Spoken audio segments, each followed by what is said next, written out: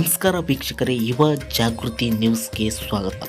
ಕೊಪ್ಪಳ ಜಿಲ್ಲಾ ಕೊಪ್ಪಳ ತಾಲೂಕು ಮೈನಹಳ್ಳಿ ಗ್ರಾಮದ ಸರ್ಕಾರಿ ಹಿರಿಯ ಪ್ರಾಥಮಿಕ ಶಾಲೆಯಲ್ಲಿ ವಾರ್ಷಿಕ ಸ್ನೇಹ ಸಮ್ಮೇಳನ ಹಾಗೂ 8ನೇ ತರಗತಿ ವಿದ್ಯಾರ್ಥಿಗಳಿಗೆ ಬೀಳ್ಕೊಡುಗೆ ಸಮಾರಂಭವನ್ನು ಏರ್ಪಡಿಸಲಾಗಿತ್ತು.